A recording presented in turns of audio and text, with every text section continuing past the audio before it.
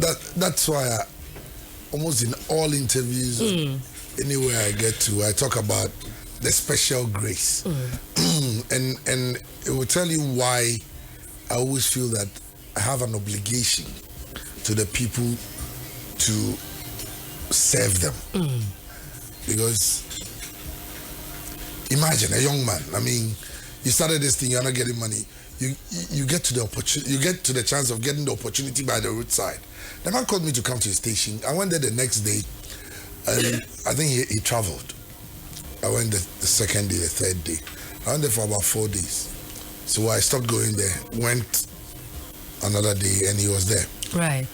And I went to his office. I said, I was the young man you told. I said, yeah. Oh, now, because of boy is no homo. And I was saying, me buy no the hand to me tonight, and him has a. Then he called the sports team. He introduced me to them. There's a guy I want you to join you. And there's one thing about human beings. I mean, there are things I understand. Imagine you guys are here and they bring someone and say, I'm introducing this guy come to join you. You know, you become a bit skeptical. Well, come on, I mean, where is this guy coming from? Yeah. You know, uneasiness. Yes. So they weren't too receptive. Okay. But you know, like I said, my bringing me, I'm hard. So I'll come hard so you guys accept me. So I went there the next day. I just sat there. They didn't give me an opportunity. Then God did this thing again. The guy who was presenting the foreign news didn't come. Another guy who was sitting for him didn't come. So the host, Muhib Said, he was like, can you try it? I said, I can do this easily. Okay. He said, okay, do it. And I did it. So it was more like justifying your inclusion. I did it and said, okay, I'm going to share the presentation between you guys because I think you are good. So I started doing it. Then people started liking me. You know, that time, Ash FM had a problem with Herbert Mensah, who was then the Kotoko chairman. But because I started the TV before the whole radio thing, I was going to them. I was at press conference, like I said. I always made sure I was noticed. So I was friends with the Kotoko PRO. Right. I keep forgetting his name. Chaimrna, yes. So I called Chaimrna and said, I'm now at Ash FM. And I need you guys to come in. Let's do an interview. And they said that that is not a station we come to because they don't like us. They keep, spreading falsehood about us because of Jackie Usu's secretary of blessed memory, Alessa Mwako, blessed memory. So they won't come. So there was a rift between Ash FM and the Kotoko management. So I went to Big Bro, the owner. That's what we called him, Big Bro. So Big Bro, because Big Bro tasked me to try and breach that, that yes, between the Kotoko management and the team. So when I told him, they said they won't come. Said, call and let me talk to you. So I called Chaimrna there in the office. Chaimrna, let me boss now. We want you to, he said, listen, the guys on the station, they keep spreading falsehood, they keep insulting Herbert, they keep doing this. Then we were pleading with him. He said, okay, right. So now who hosts the show there, I will come. Say no partner host there, I'm not coming. I see that. Then Big Bro said that okay, I'm going to get you week. Yeah, I'll get you one show. Then to get the people to come. Get them. So I did it. The Kotoko management that day, I think they did me a lot of good. Wow. I think about 3 of them showed up. So something that has never happened.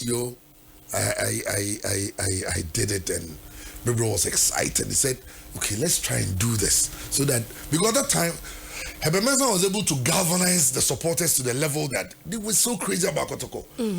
Those were the days when Kotoko used to travel to, let's say, Nkoko to play a game, and you could meet about 50 Kotoko buses going to that game. So much love. Yes. He got the fans back to the stadium. He got them very close to the team to love it so much. So you can't sit on radio and be talking against Kotoko. Or Herbert. Herbert was, their God. Exactly. So when I started, it was left with Herbert to bring Herbert to the studio. The Herbert said that he's not coming there. I should come home, bring a recorder, we'll do the interview. Okay. Go play. So I wanted to do it. We played it. So I was doing it. Then people said that, okay, he's going to create my own show for me. So aside the sports, he's going to create my own show. And you know that will not be met with the whole, a pomp and pageantry kind of thing. Because the guys say, why? There are people there already. There's a sports. So why do you want to create something different? Show. That will talk about football or sports. Sport, the same sports show. So I was doing it. So You know, if you have listened to my story very well, the first one was a breakthrough. Second one, then there was a day after my show. I'm told by the receptionist, some guys are outside, you know, looking for you. At Ash FM. Ash FM. And Ash FM, we moved from Anoga Junction to Pankono Estate. And even Ash FM, I experienced the same thing about not being paid though. I worked for about 6 months. Until Kotokoni Ninechi, you were not getting anything. I was not getting paid. Then one day I said I'll work there again. I mean, judge money bill. It means you. So I wake up the next morning and I'm just lying in my bed. My grandmother comes to knock on my door.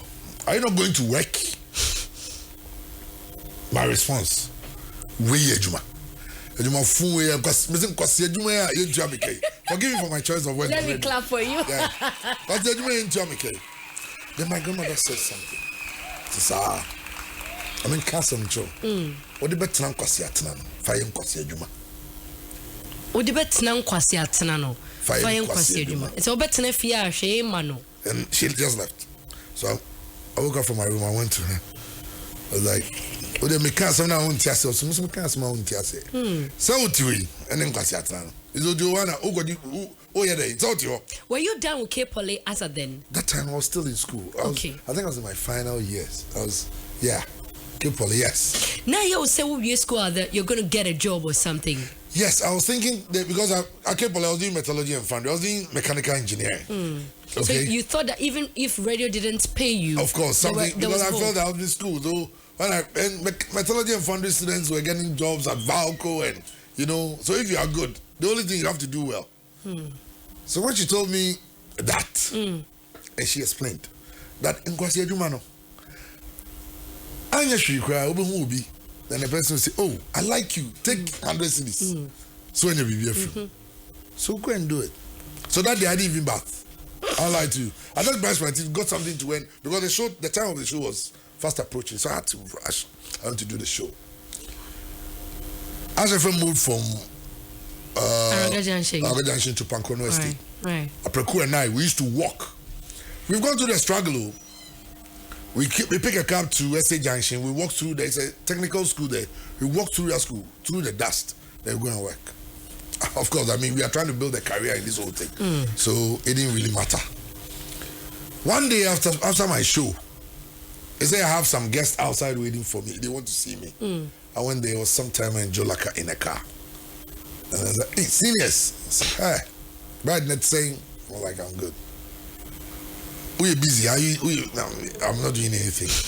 I'm done with my show. Okay, sit down and let's go." Okay. And they were talking to me in the car. I think among the young guys in the business, you have a lot of prospect.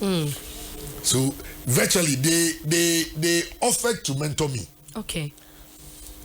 And if you're a radio listener then, sometime in Jolaka, they were like radio gods. Yes.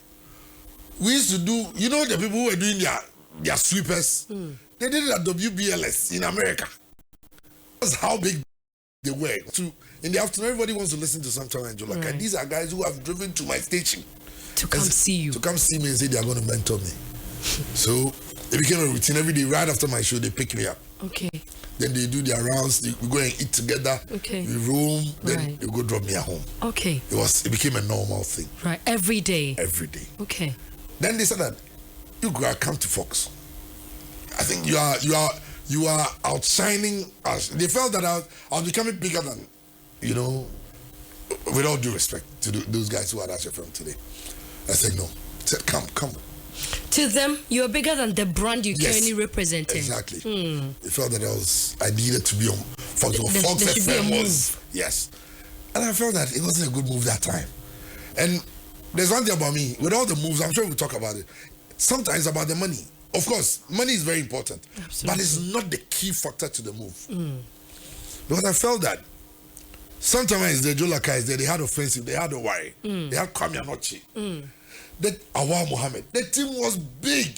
So where was I going to fit? If you're not careful, they will make you the messenger. They will say, go and buy bread, go and buy water. And go back. You know?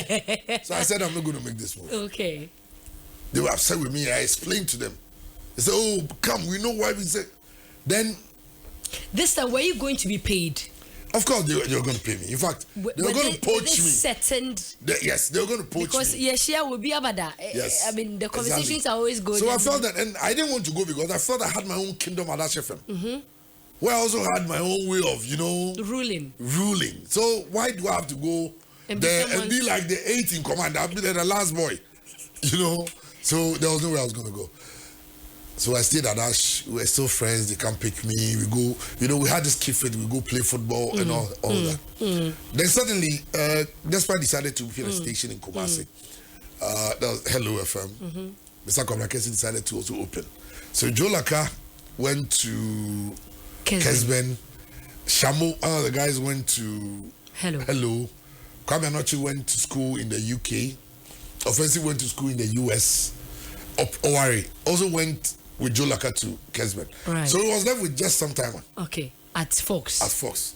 Then someone said, "You are coming." Then I said, "Yes, now is the time." Now. Because now I'm going to be number 2 to the best. So would you say you always